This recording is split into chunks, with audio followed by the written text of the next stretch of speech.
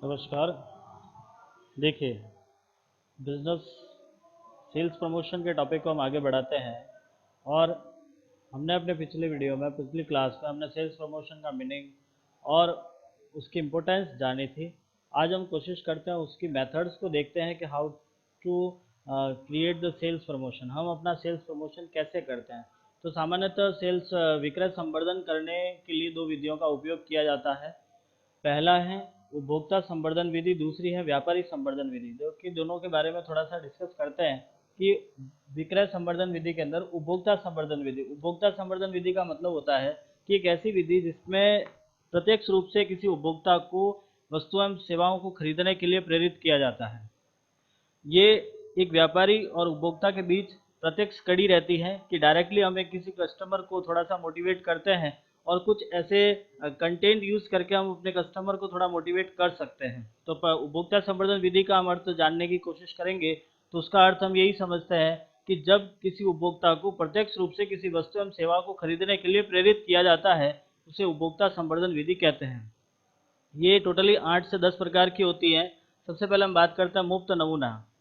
देखिए, जब एक व्यापारी द्वारा अपने उपभोक्ताओं को अपनी वस्तुओं के संदर्भ में कुछ माल मुफ्त में दिया जाता है, एज ए फ्री सैंपल उनको देते हैं ताकि वो लोग उसे यूज़ करके उसके लिए उस वस्तु को खरीदने की कोशिश करते हैं। फ्री सैंपल एक ऐसा विधि है जिसके माध्यम से सामान्यतः हर कोई व्यक्ति थोड़ा सा अट्रैक्ट हो जाता है और वो वस्तु खरीदने के लिए थोड़ा प्रेरित माना जाएगा। सेकंड आता है प्रतियोगिता। देखिए, कंपटीशन, आज मार्केट में बहुत ज़्यादा कंपटीशन है। हमें अपने कंपटीशन में रहने के लिए कुछ अलग अलग प्रकार की प्रतियोगिताएं आयोजित करनी होती है। जैसे मान लीजिए हमने सुना कि कंपनी एक नया प्रोडक्ट लॉन्च कर रही है, तो उस कंडीशन में कंपनी इस प्रकार के कुछ कंपटीशन ऑर्गेनाइज करती है कि जैसे फर्स्ट स्टैंड जो क्रेडिटर्स जो खरीदने वाले होंगे उनका लकी ड्रॉ होगा, या जो स्टार्टिंग के 20 लोग ऐसे हैं या स्टार्टिंग के 100 ऐसे कस्टमर है जिनका लकी ड्रॉ करते हैं, या आपको कह दिया कि एक निश्चित राशि तक यदि आपने खरीदा है तो उसके बाद आपका लकी ड्रॉ होगा। तो एक अलग अलग प्रकार के लकी ड्रॉ की व्यवस्थाएं करी जाती है, कोई कॉम्पिटिशन्स रखे जाते हैं। तो उसके माध्यम से ये जनरली आप लोगों ने शॉपिंग मॉल में देखा होगा, वहाँ पे छोटे छोटे बच्चों के लिए भी कुछ कॉम्पिटिशन्स ऑर्गेनाइज करते हैं।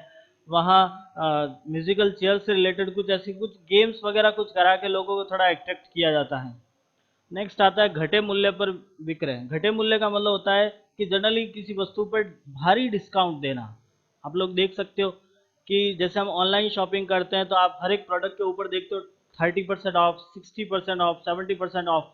जो वो ऑफ लिखा हुआ है उसका मतलब है कि आपने प्राइस डाउन किया, और उस ऑफ को देखते हुए कस्टमर जनरली उसके लिए अट्रैक्ट हो जाते हैं। तो उसे कहते हैं हम घटे मूल्य पर विक्रय करना। Coupon.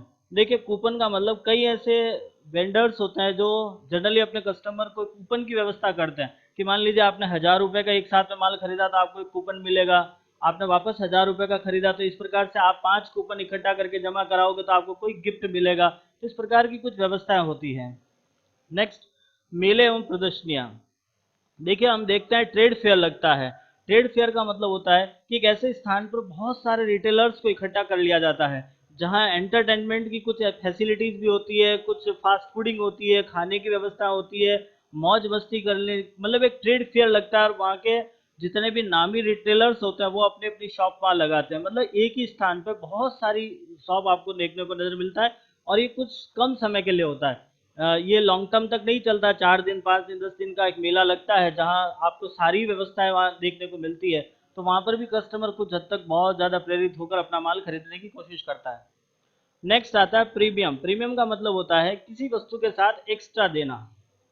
Get one by one free वाली जो स्कीम चलती है, जैसे आपने देखा होगा टूथपेस्ट के साथ ब्रश फ्री दे दिया जाता है, पेंसिल के साथ इरेजर फ्री दे दिया जाता है, एक चाय की पत्ती के साथ में चम्मच फ्री दे दिया जाता है। तो उसे हम प्रीमियम कहते हैं कि जब किसी वस्तु के साथ दूसरी वस्तु को मुफ्त में देना उसे हम प्रीमियम कहते हैं।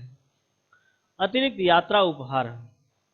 देखिए, कई ऐसे वेंडर्स होते हैं, कई ऐसे जो व्यापारी होते हैं वो अपने कस्टमर्स के लिए इस प्रकार की फैसिलिटी रखते हैं कि यदि आपने इतना माल हमारे यहाँ से इतने समय में खरीदा है, मतलब आपको मान लीजिए कहा गया कि एक महीने में आपने 1000 या 2000 या 5000 का माल एक साथ में खरीदा है, उस कंडीशन में आपको कुछ गिफ्ट दिया जाता है और वो गिफ्ट आपका यात्रा का हो सकता है, कहीं आपको घूमने के लिए भेजा जा सकता है। जैसे हम जनरली इसको सेवाओं में ज़्यादातर देखते हैं कि आपको ट्रिप दी जाती है कि आप 2 नाइट 1 डे ट्रिप मिलती है आपको। इस प्रकार से जो ट्रिपें मिलती है वो एक्स्ट्रा होता है। क्रियात्मक प्रदर्शन, देखिए क्रियात्मक प्रदर्शन का मतलब होता है कि जनरली आप लोगों ने देखा होगा जितने भी इलेक्ट्रॉनिक्स शोरूम्स है, जैसे टीवी है, फ्रिज है, तो वो जनरली अपनी, जैसे टीवी का शोरूम है तो अपनी टीवियाँ सारी चालू करके रखते हैं। किसी कस्टमर को आकर उसको एज ए यूज़ करके खोल के दिखाने की कोशिश करते हैं, उसको कैसे काम करता है वो सारी चीज़ें समझाते हैं, तो वो एक प्रकार से कस्टमर को थोड़ा अट्रैक्ट करता है, मोटिव करता है। विक्रय उपरांत सेवाएं, आफ्टर सेल जो सर्विस दी जाती है, कई कंपनियां, कई ऐसे लोग रहते हैं जो माल बेचने के बाद भी सर्विस देते हैं। जैसे ये इलेक्ट्रॉनिक्स में जनरली होता है, व्हीकल्स में होता है। आप देखते हो आपने बाइक खरीदा है तो आपको स्टार्टिंग के 6 महीने तक उसकी फ्री सर्विस दी जाएगी। कार खरीदा है तो आपको स्टार्टिंग की फ्री सर्विसेज होती है। आप कंप्यूटर लैपटॉप खरीद के लेके आओ तो आपको वारंटी पीरियड मिलता है। आपने मोबाइल खरीद लिया है तो 1 साल की वारंटी है, यदि किसी प्रकार की कोई नुकसान टूट जाता है, मतलब कोई खराब हो जाता है, तो कंपनी उसको रिप्लेस कर देगी, रिपेयर कर देगी, कस्टमर केयर की सुविधा होती है। तो ये सारी विक्रय करने के बाद की सेवाएं हैं। नेक्स्ट एंड लास्ट पॉइंट है आपका पैकेजिंग। देखिए आज मार्केट में एक ही वस्तु को बेचने वाली बहुत सारी कंपनियां हैं और उन कंपनियों के अंदर हर एक कंपनी में एक कस्टमर अट्रैक्ट कैसे होता है, तो वो उसकी पैकेजिंग सबसे मेन मानता है, जिसका पैकिंग, क्योंकि आज सारी आइटम पैकिंग में आती है, पैकिंग आइटम्स आती है, और उसका जो रेफर है, जिस तरह से उसको पैक किया गया है, लोग उसको देख के भी थोड़ा सा अट्रैक्ट हो जाते हैं। तो ये थी सारी उपभोक्ता संवर्धन की विधियां। अब हम बात करते हैं विक्रय संवर्धन के अंतर्गत व्यापारी संवर्धन। देखिए व्यापारी संवर्धन का मतलब होता है कि ये डायरेक्टली नहीं होता है। इसमें तो क्या था, एक व्यापारी अपने कस्टमर को डायरेक्ट कांटेक्ट करता है, यहाँ कस्टमर से नहीं है, यहाँ जो देखिए अपना एक चेन है, माल बेचने का एक चेन बन रखा है। जैसे सबसे पहले प्रोड्यूसर को हम बात करते हैं, वो अपना माल बनाता है, उसके बाद अपना होलसेलर आएगा, फिर रिटेलर आता है और फिर कस्टमर आता है। अभी जो हमने समझा था वो यहाँ की बात थी कि रिटेलर अपने कस्टमर को किस तरह से अट्रैक्ट करता है, लेकिन अब हम जो समझ रहे हैं वो इनसे रिलेटेड है। प्रोड्यूसर अपने होलसेलर रिटेलर को किस प्रकार से अट्रैक्ट करता है अपना माल बेचने के लिए, क्योंकि जो भी माल बनता है वो प्रोड्यूसर बनाता है, मतलब कंपनी बनाती है, और उसका माल होलसेलर रिटेलर बेचते हैं। क्योंकि जनरली डायरेक्ट कंपनियां कस्टमर को माल नहीं बेचती है। तो हम ये समझते हैं कि हमें अपने जो इंटरमीडिएट, जो मध्यस्थ है कस्टमर और प्रोड्यूसर के बीच के, जो मीडिएटर का काम करते हैं, उन्हें भी मोटिवेट करना होता है, वो भी अपना माल बेचे। भाई देखिए एक सिंपल सी बात है, रिटेलर जब बेचता है तो एक ही प्रकार की बहुत सारे सामान बेचता है। जैसे हम साबुन की बात करते हैं तो रिटेल शॉप के अंदर आपको नहाने के साबुन 10 से 15 कंपनियों के नजर आएंगे, तो वो क्यों अपनी कंपनी का माल बेचेगा? उसको जहां बेनिफिट होगा वो तो, या कस्टमर डिमांड के बेस पे वो दूसरा भी बेच सकता है। वो अपना प्रमोशन, अपनी चीजें क्यों मार्केट में लेके आएगा? तो उसके लिए हमें उसे प्रमोट करना होगा, उसे हमें मोटिवेट करना होगा।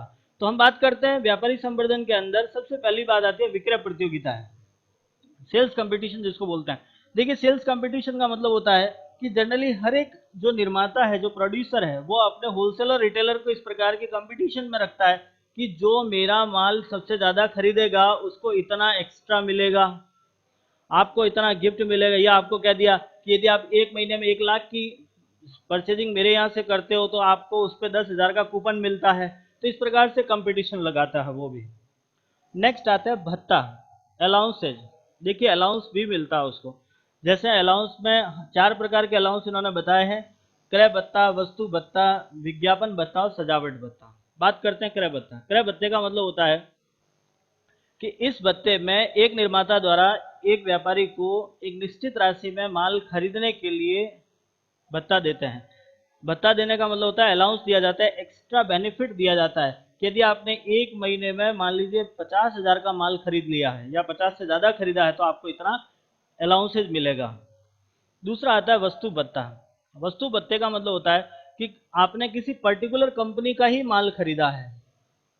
ऐसे रिटेलर, अभी हमने समझा था, रिटेलर बहुत सारे कंपनियों से माल खरीदता है। यदि आप किसी एक ही कंपनी का माल ज़्यादातर खरीद रहे हो तो वो आपको एक वस्तु भत्ता देता है। विज्ञापन भत्ता, विज्ञापन भत्ते का मतलब यदि आप किसी कंपनी का एडवर्टाइज कर रहे हो, किसी कंपनी को आप मार्केट में लेके, जैसे अपन भी जनरली मार्केट में जाते हैं, आप किसी चीज को मांगते हो तो व्यापारी कोशिश करता है कि उसके पास जो वस्तु होगी वो आपको थोड़ा सा देने की कोशिश करेगा। तो यदि वो किसी कंपनी का विज्ञापन कर रहा है तो कंपनी उसे विज्ञापन का भी भत्ता देते हैं। दूसरी बात, यदि उसका कोई साज सजावट, देखिए आपने देखा होगा काउंटर पे वगैरह किसी कंपनी का लोगो लगा रखा होता है, तो वो कंपनी एक साज सजावट करना, डेकोरेशन करने के लिए भी अपने को थोड़ा सा अलाउंसेस देती है। तो ओवरऑल हमारे पास 4 अलग अलग भत्ते होते हैं। इन भत्तों के माध्यम से हम अपने व्यापारी को थोड़ा सा मोटिवेट कर सकते हैं। नेक्स्ट आता है अपना सभा एवं सम्मेलन। देखिए जो कंपनी निर्माता कंपनी है, जो प्रोडक्शन तैयार करने वाली कंपनी है, वो अपने रिटेलर होलसेलर के लिए कुछ सम्मेलन करती है, सभाएं करती है, सेमिनार करती है, ताकि उन वस्तुओं के बारे में अच्छे ढंग से समझा सके। कि एटलीस्ट एक रिटेलर को या एक व्यापारी को कस्टमर के सामने प्रेजेंट होना है, लेकिन जो चीज़ें बनाई है वो तो कंपनी ने बनाई है, उसके क्या फीचर्स है, कंपनी का वो माल किस प्रकार से काम करता है, तो वो सारी चीज़ें बताने के लिए कंपनी सभा समय समय पर लोगों की सभाएं इकट्ठा करती है, कुछ सेमिनार कराती है, कुछ सम्मेलन कराती है, जिसमें उन लोगों के खाने पीने रहने की व्यवस्था होती है, 2-3 दिन का घूमने का ट्रिप भी करवा लेते हैं ताकि लोगों को थोड़ा सा मोटिवेशन मिले।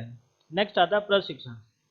जैसे जैसे नई नई टेक्नोलॉजी मार्केट में लेके आती है कंपनी, उससे रिलेटेड कंपनी उन व्यापारियों को ट्रेनिंग देती है ताकि वो लोगों को समझा सके। कुछ स्पेशली फीचर्स जब किसी वस्तु में डाल देते हैं, या स्पेशलिटी या नॉर्मल कंडीशंस में भी अपने ट्रेनिंग देने का काम करते हैं कि समय समय पर अपने व्यापारियों को ट्रेनिंग देते हैं ताकि लोगों को किस प्रकार से वस्तुओं के लिए थोड़ा सा मोटिवेट करना है। फिर आता है फैशन शो।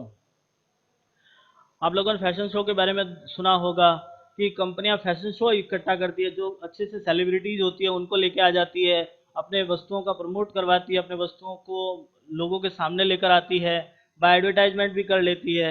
नेक्स्ट आता है व्यापारी प्रीमियम। जिस प्रकार से एक व्यापारी अपने कस्टमर को प्रीमियम के तौर पे एक्स्ट्रा वस्तुएं देता है, ठीक इसी प्रकार से एक निर्माता भी अपने व्यापारी को उस वस्तु के साथ में दूसरी वस्तु देता है, उसे हम व्यापारी प्रीमियम कहते हैं। फिर आता है आपका विशिष्ट सेवाएं। विशिष्ट सेवा का मतलब होता है कि जैसे गारंटी देना कि आपने इतना माल खरीद लीजिए, नहीं हुआ है तो हम आपको वापस ले लेंगे, या आपका माल एक्सपायर हो जाता है तो हम वापस ले लेते हैं, या आपको क्रेडिट प्रोवाइड कराना, जैसे 2 महीने की क्रेडिट दे दी, 15 दिन की क्रेडिट, मतलब उधार पे आप माल दे रहे हो। तो इस प्रकार की विशिष्ट सेवाएं प्रदान की जाती है। और लास्ट आता है प्रबंधन सहायता। प्रबंधन सहायता का मतलब होता है कि जो एक्चुअली जो कस्टमर के बीच में बैठने वाला व्यापारी है, वो उस कंपनी के मैनेजमेंट में भी कुछ थोड़ा सा पार्टिसिपेट कर सकता है, वो बता सकता है, सजेस्ट कर सकता है कि लोगों की इस प्रकार की डिमांड आती है, आप इस प्रकार का प्रोडक्शन तैयार करो। तो ये सारी थी आपकी व्यापारी संवर्धन विधियां और उपभोक्ता संवर्धन विधियां। उम्मीद करता हूँ आपको ये सारी चीज़ें समझ आई हैं। यदि आपको किसी प्रकार की समस्या रहती है, आप हमें ज़रूर कमेंट बॉक्स में लिख के समझाने की लिखने की कोशिश करें। धन्यवाद। जय हिंद।